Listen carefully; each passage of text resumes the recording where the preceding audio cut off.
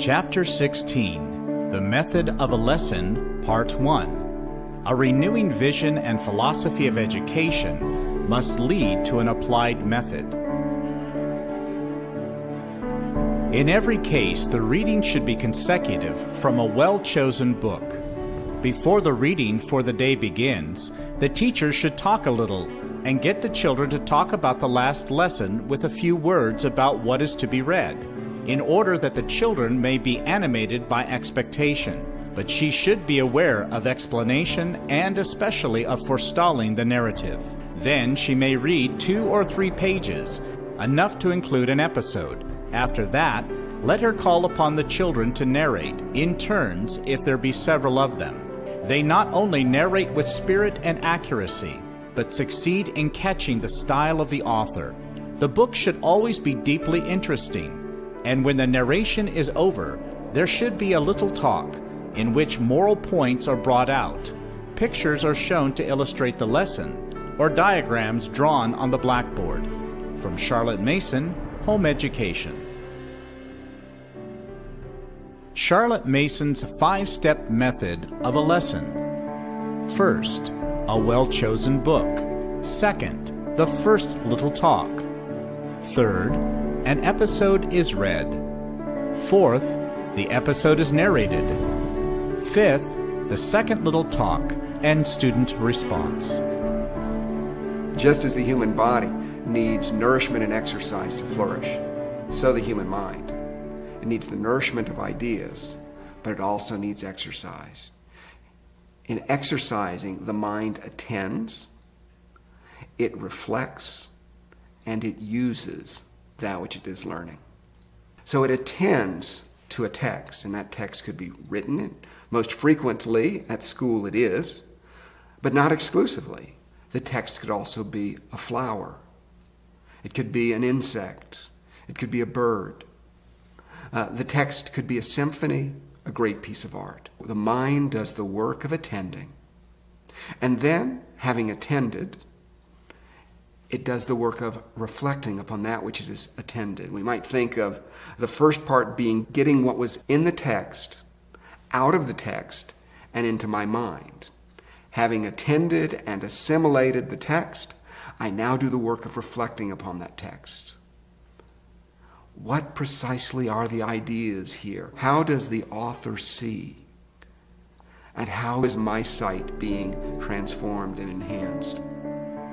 A well-chosen book, high literary quality, idea rich, inspires and casts vision, expands horizons, enlarges understanding. If ideas are the nourishment of the mind, then as Charlotte Mason says, a morning without an idea is a morning wasted. This is what Charlotte Mason means when she speaks of a living curriculum. It's the kind of curriculum that's idea-rich. And to be idea-rich, it has to be both diverse and plentiful. So many subjects, math, science, history, literature, nature study, picture study, composer study, music and art, handcrafts, and what we call real work.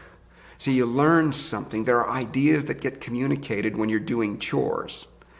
Ideas about who you are in relation to the space in which you live. One of the wonderful things about this place is that children want to be here. They come and delight in learning. That's natural. We all delight in real learning when we're being fed upon ideas. And what we seek to do, and what Charlotte Mason sought to do, was put the best minds before students in a way that their mind could be nourished by the ideas that were being shared through the best minds, and thereby their way of seeing and hearing expanded. Their apprehension of the good, true, and beautiful could be increased. All of this together composes a living curriculum. And just as the body needs 3 square meals a day, so the mind needs at least 3 square meals a day. The first little talk or setup. Prepare students to engage the text. Dialogue with students. Explain new vocabulary. Lead their attention. Animate expectation. Review. Who can raise their hand and tell me who we're studying in composer study? Abigail. What did you say? Beethoven, that's right. And what do we know so far? Where is Beethoven? Where was he from?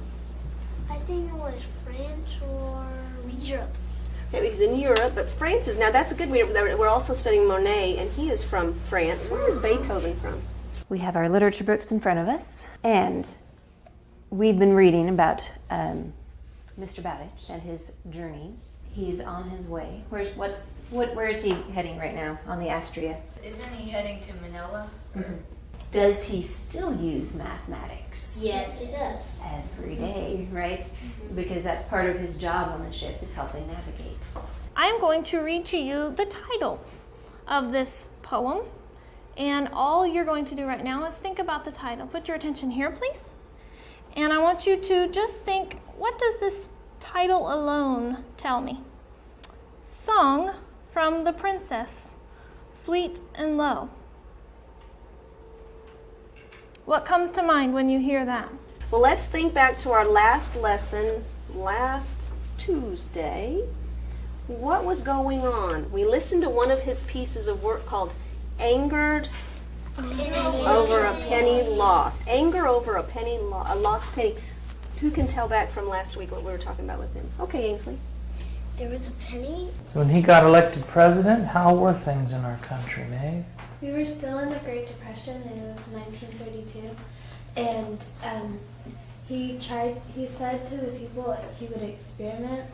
And from his first day in the White House, he did. At first he closed all the banks that were closed for 4 days, and met with Congress to see what they could do to get their confidence back, so that they could get everybody's life savings back.